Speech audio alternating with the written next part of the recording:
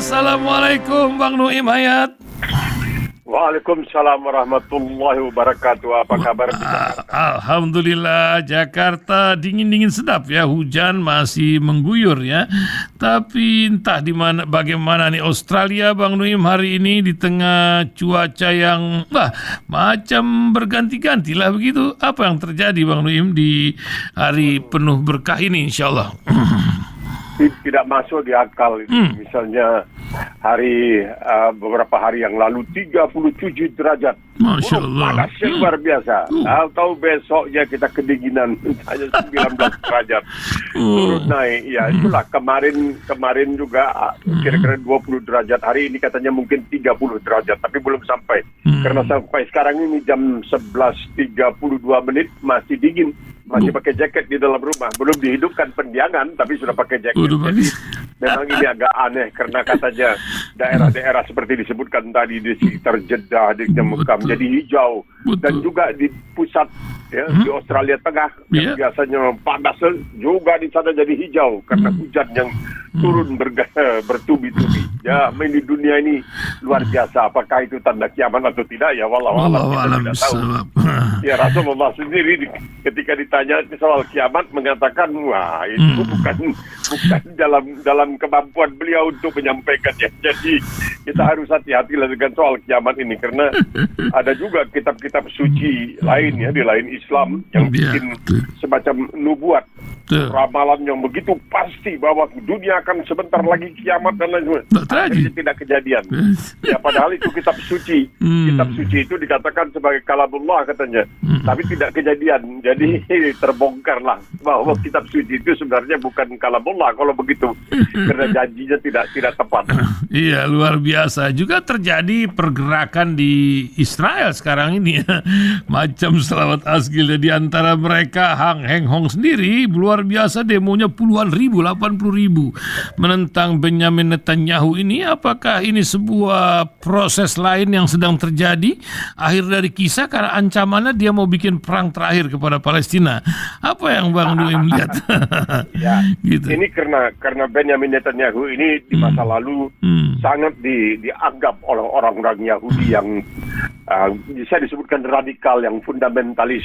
Karena dia ini seakan-akan pokoknya dengan Palestina tidak ada tawar-menawar. Tidak ada tawar-menawar, kata itu. Nah, kemudian dia memang bermasalah. Dituduh korupsi dan lain sebagainya. Korupsinya antaranya, menariknya itu, adalah bahwa dia menjanjikan bantuan kepada media kalau sekiranya media itu nanti menulis yang bagus-bagus tentang dirinya dan lain sebagainya. Nah, jadi ini menarik dan sedang dalam perkara. Bukan sudah selesai, masih dalam perkara, tapi dia sudah terpilih kembali. Nah, jadi dia terpilih kembali dan dia mendekati kalangan garis keras kanan.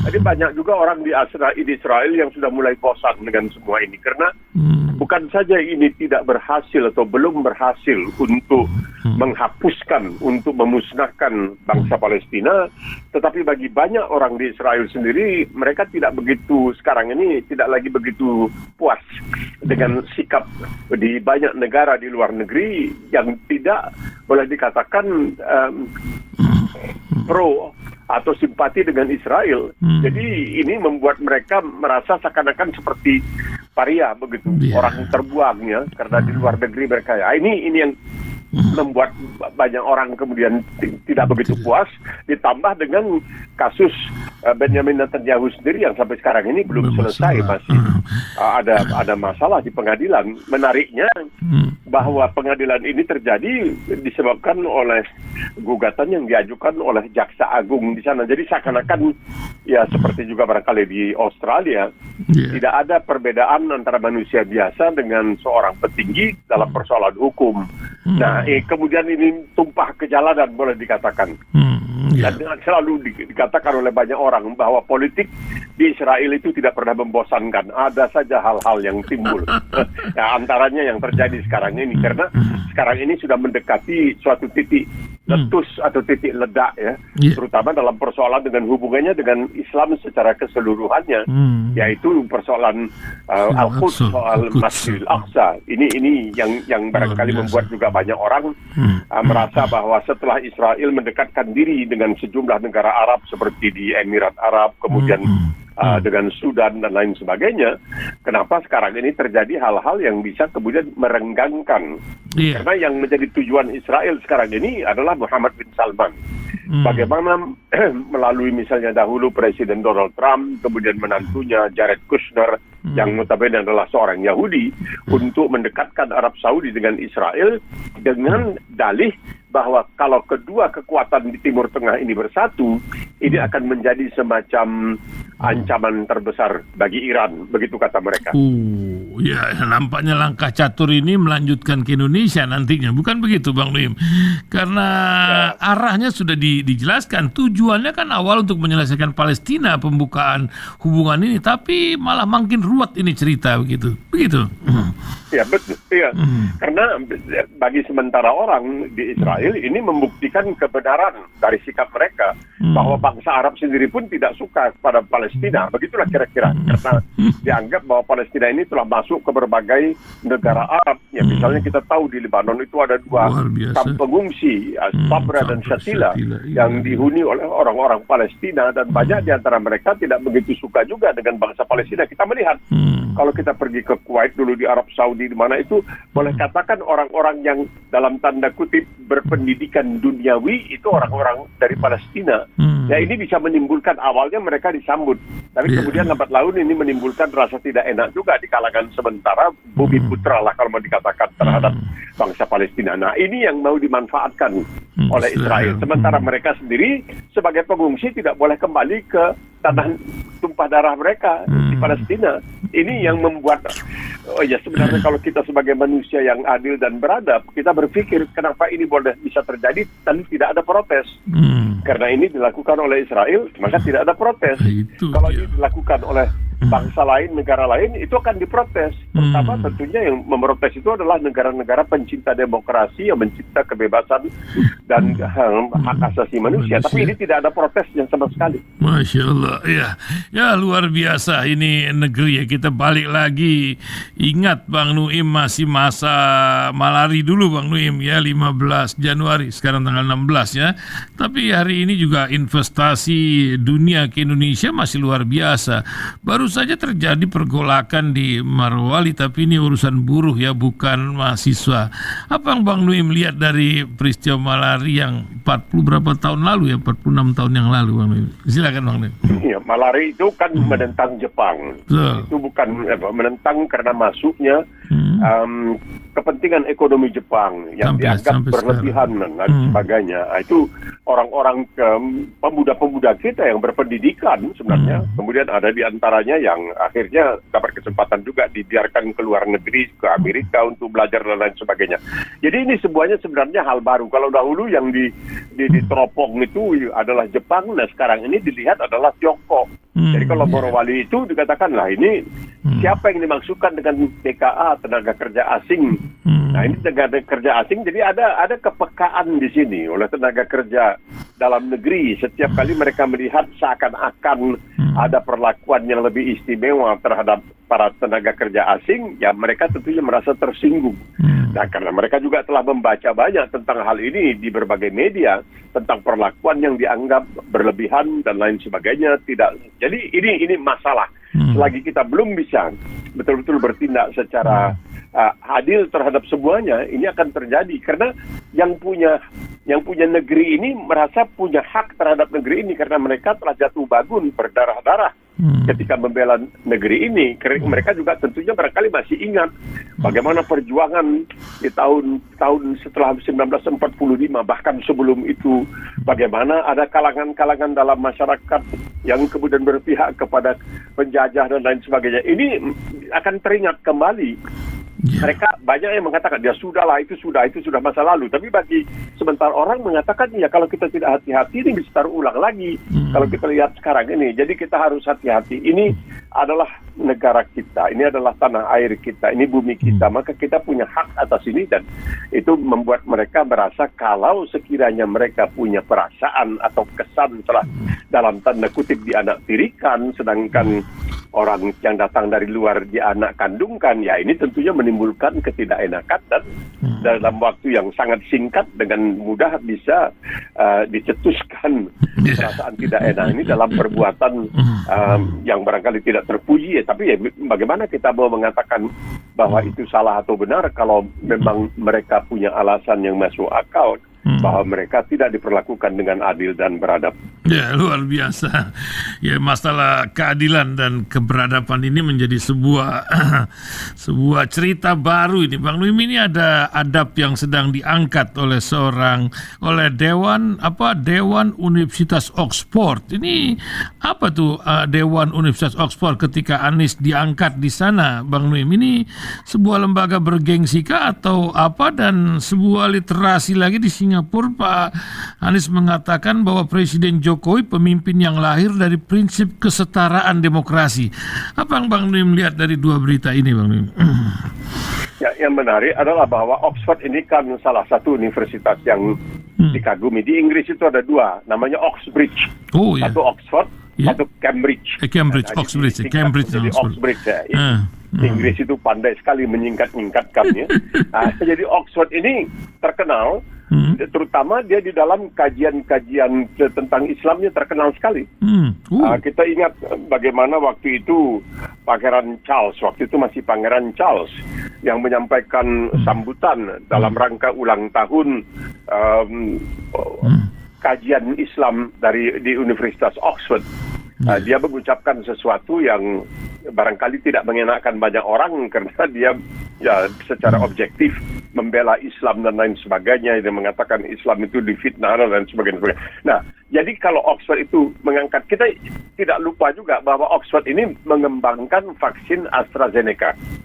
Ingat ya, vaksin AstraZeneca dikembangkan. Dan di situ ada bantuan dari sejumlah ilmuwan dari Indonesia juga ikut terlibat. Jadi ketika mengangkat bukan hanya dari Indonesia seperti ini, tapi mereka juga mengangkat orang-orang dari luar Inggris yang dianggap itu menjadi semacam anggota dewan, anggota kehormatan lah begitu kira-kira.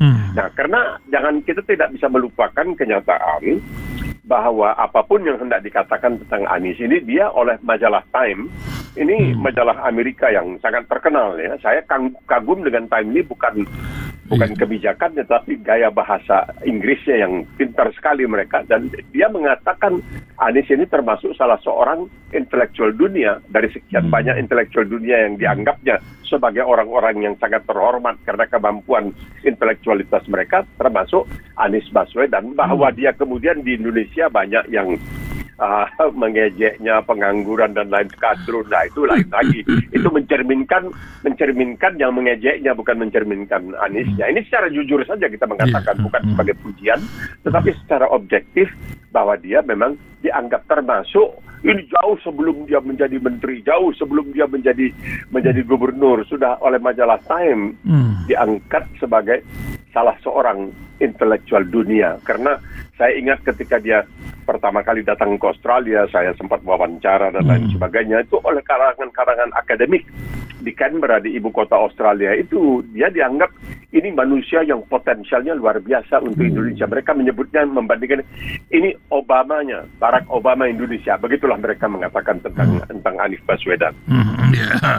Ya, memang luar biasa ini negeri, punya orang-orang luar biasa. Tapi apa yang menyebabkan negeri ini tak melihat sebuah harapan ke depan di antara ini? Akankah bisa persatuan atau terpecah macam negeri terbelah ini akan terus terjadi?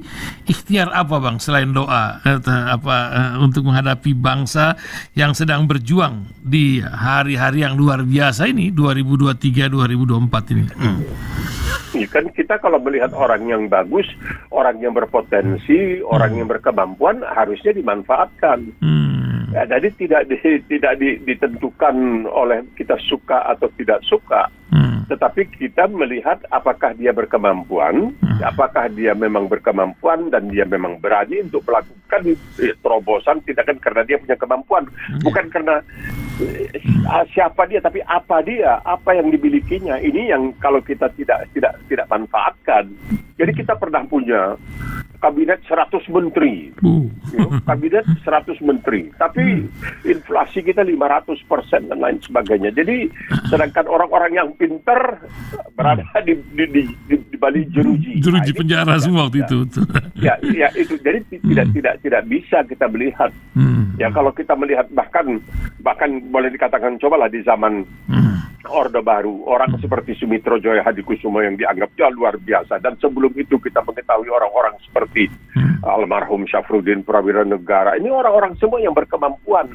Tetapi ya kalau Syafruddin itu dia menulis surat kepada Soeharto, dia tidak pakai bapak, itu dia saudara Soeharto, dia pakai saudara Soeharto.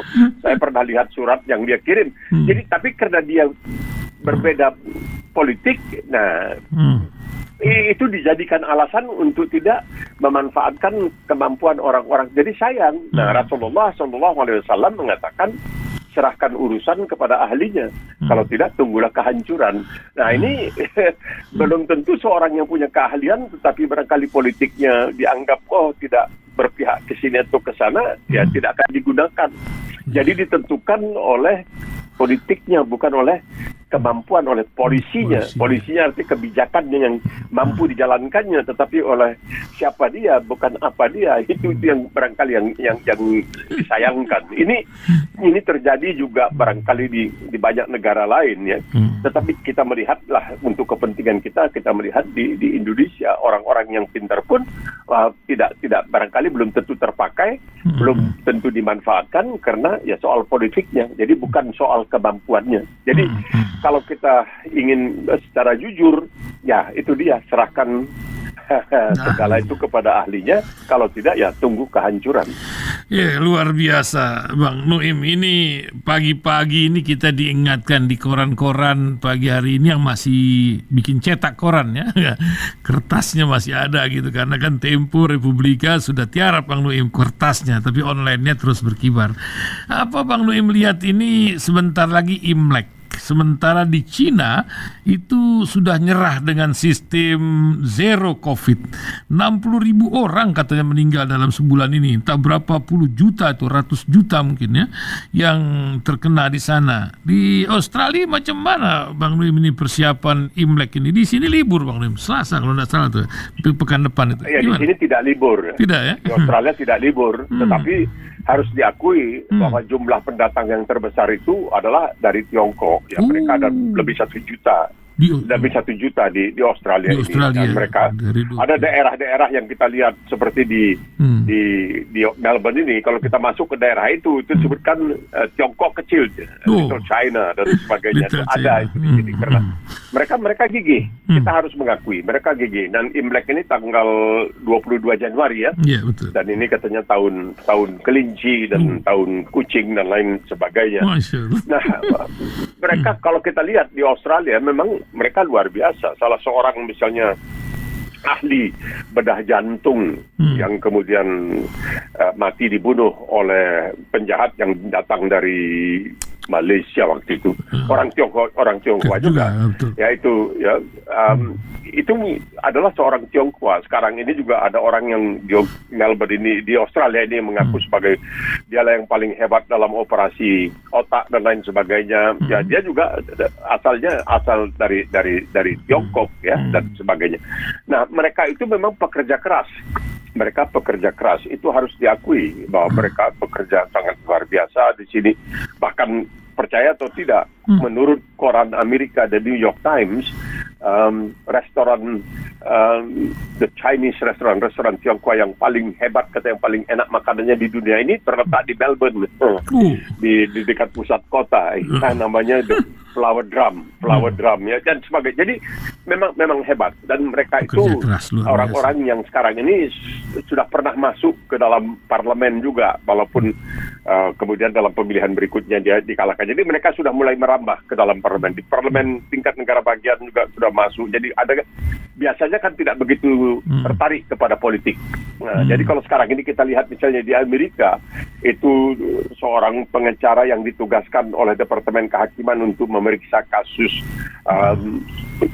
apa yang disebut laporan-laporan rahasia elektronik tersimpan yang tersimpan di garasi Presiden Joe Biden itu adalah seorang keturunan Tionghoa juga. Jadi memang mereka banyak di sini dan mereka betul-betul gigih sekali dalam mencari uang. Cuma sekarang ini beredar banyak desas-desus bahwa sudah masuk juga kalangan intel dari Tiongkok yang mencoba untuk membina mereka katanya supaya menunjukkan sikap yang lebih berpotensi. Bahkan ada kejadian yang kemudian disangkut pautkan dengan soal intelijen Tiongkok dan lain sebagainya. Ada seorang pedagang mobil keturunan Tionghoa di Melbourne ini yang mobil-mobilnya itu biasanya dia hanya jual-jual mobil mewah dan lain sebagainya.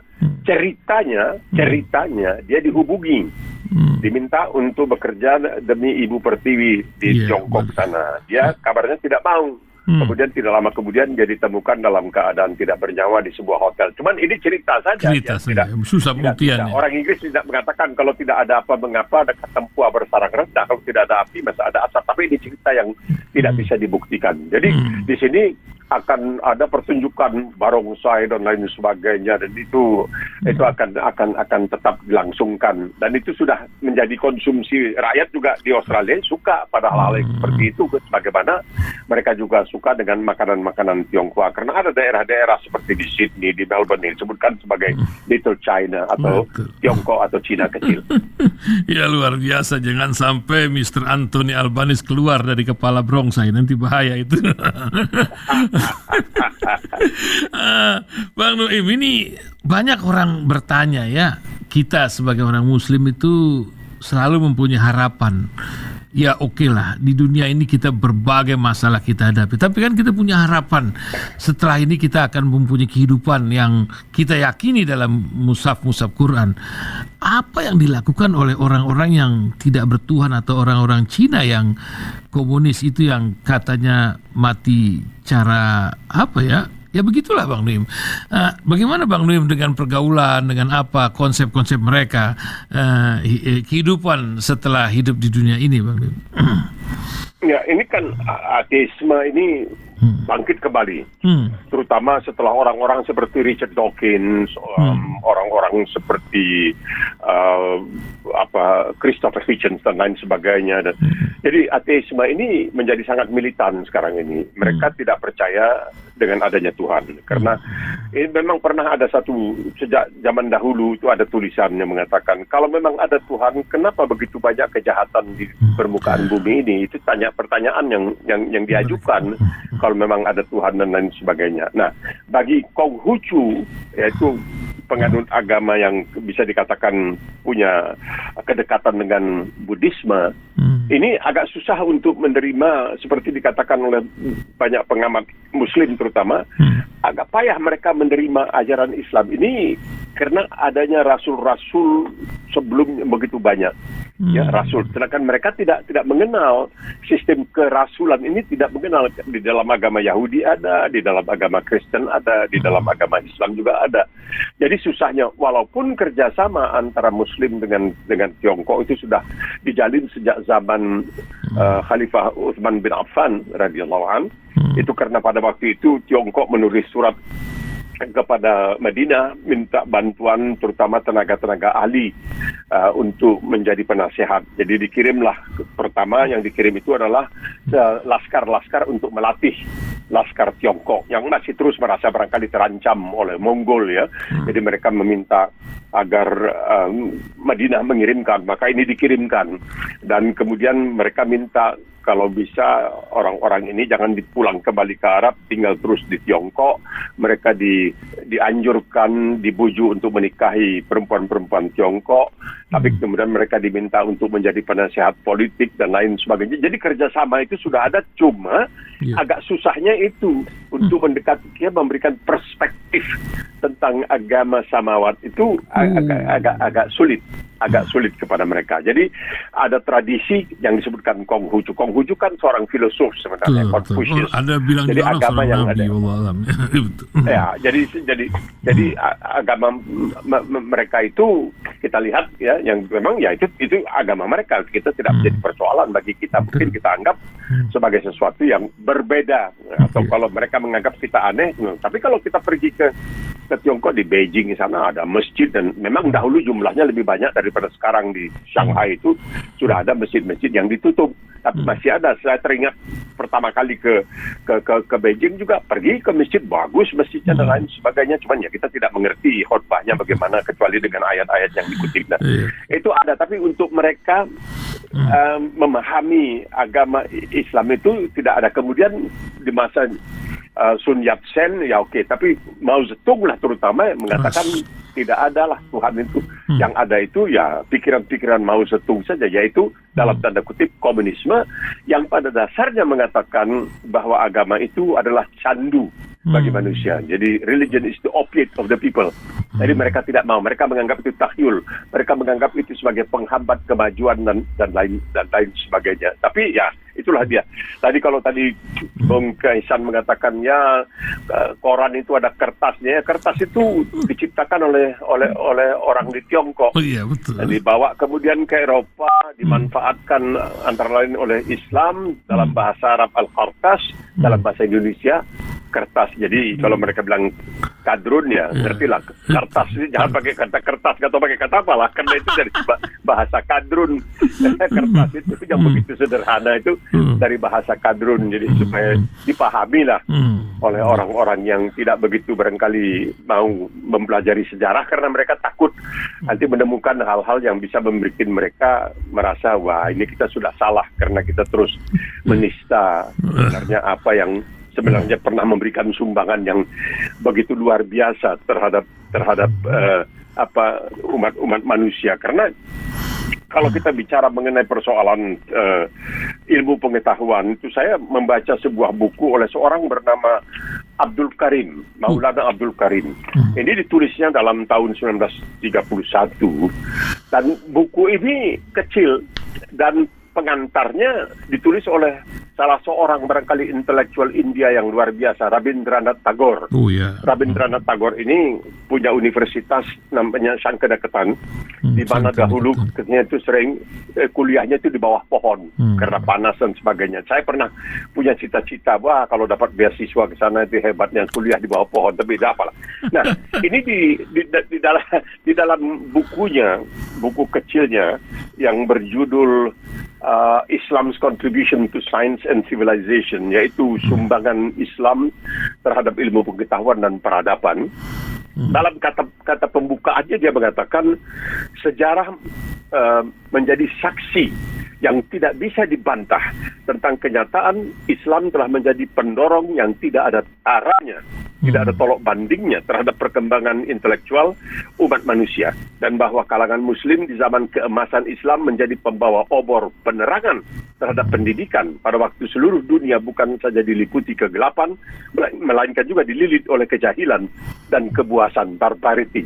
Jadi kita mengetahui bahwa Islam itu masuk ketika Eropa itu juga masih diliputi oleh zaman kegelapan, karena dorongan dalam Islam itu untuk menuntut ilmu, karena Islam itu tidak percaya pada tahyul. Jadi kalau ada pohon dipelajari, jangan dikatakan oh di pohon nggak boleh, di pohon di keramat nggak ada. Jadi bisa dipelajari segala sesuatu, sehingga Muslim itulah maaf ya, ini kalau ini dianggap berbahaya.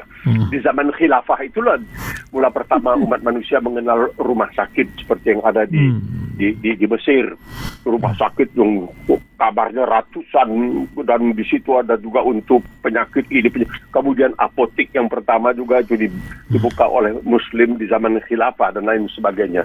Ya itulah termasuk tentunya Al-Qartas atau kertas yang sangat kita dambakan. Luar biasa, ya jadi mushaf, jadi apa dan macam-macam Al-Kisah lah, luar biasa. Terakhir Bang Nuim, 65 hari menjelang Ramadan, apa yang mesti kita persiapkan jauh-jauh hari ya? 2 bulan lagi lebih sedikit lah gitu menjelang Ramadan ini. Apa Bang, kalau di Mesir itu Bang, sudah mulai ada bazar murah makanan menjelang Ramadan karena memang luar biasa perubahan harga di sana itu hari-hari ini. Apa yang Bang Nuim ingatkan buat kita semua Bang? Ya di sini biasa karena itu bagian dari kehidupan. Jangan sampai itu mengganggu kehidupan kita sehari-hari. Karena kalau kita melihat puasa itu menahan diri. Tetapi kelihatan ketika bersiap puasa itu malahan berlebihan. Kalau di Timur Tengah itu disebutkan haflah. Jadi malam itu pesta, boleh dikatakan habis begitu buka, yang kata orang Melayu, rusak kemarau setahun karena hujan sehari. Puasa dari pagi sampai malam, begitu buka puasa, ya habis-habisan gila-gilaan. Ya itu yang barangkali menyalahi tujuan dari puasa itu. Sebab dikatakan oleh Rasulullah kalau tidak salah mengatakan, kalau setelah selesai puasa Idul Fitri, tidak ada perubahan yang baik terhadap sikap diri kamu dan sebagainya, maka puasa kamu itu seakan-akan sia-sia. Itu. Karena puasa itu adalah kembali mencetak disiplin hidup. Yang disiplin hidup itu kita menahan lapar, kita menahan haus dan lain sebagainya, marah. Segala itu untuk memperbaiki diri kita sendiri. Jadi kadang-kadang ini diceritakan, disentil ya. Ada sentilan di dalam cerita Abu Nawas. Ketika seorang teman baik Abu Nawas itu menjelang Ramadan, dia belanja habis-habisan. Dia letakkan semua ini di atas punggung keledainya. Dia pun pulang. Persis waktu sampai di depan rumah Abu Nawas, keledainya tidak tahan, ambruk, jatuh, nggak bisa berdiri karena berat beban belanjaan untuk persiapan bulan puasa ini. Maka teman baik Abu Nawas ini ketok pintu, Assalamualaikum, Waalaikumsalam, apa kabar? Begini dia mengatakan, Abu Nawas, kita ini sahabat baik dan sebagainya. Aku mau, kata itu, keledai aku udah nggak larat lagi, nggak kuat lagi gitu. Apa aku boleh pinjam keledai kamu? Abu Nawas bilang, aku nggak punya keledai. Pada waktu yang bersamaan ada bunyi suara keledai di belakang rumah Abu Nawas. Ya salam. Sahabatnya bilang, ya Abu Nawas, kita kan sahabat baik. Kamu bilang kamu nggak punya keledai. Padahal aku baru dengar itu katanya suara keledai. Lalu Abu Nawas bilang, kau ngaku sahabat baik. Masa kamu lebih percaya sama keledai daripada aku? Aku bilang nggak ada keledai. jadi puasa itu memang untuk mensucikan kita, membersihkan diri kita sendiri sehingga pada akhir puasa itu kita menjadi manusia yang lebih baik. Jadi seperti yang dikatakan oleh Bunda Rasulullah SAW Aminah kepada Rasul ketika beliau masih berusia 6 tahun. Ya Muhammadu kun rajula. Ubah dunia tapi terus menerus. Terus menerus, diubah terus menerus. Nah, jadi Islam itu perjalanan yang terus menerus. Habis puasa kita menjadi manusia yang insya Allah lebih baik. Amin ya Rabbal Alamin. Wah, terima kasih Bang Nuim Hayat pagi hari ini menemani kita. Hari ini kita, kalau data dari streaming ini didengar oleh 59 negara Bang Nuim ini. Ini radio nempel di mobil masing-masing ya, pendengar yang sedang berjalan. Terima kasih Bang Nuim. Assalamualaikum warahmatullahi wabarakatuh. Assalamualaikum warahmatullahi wabarakatuh.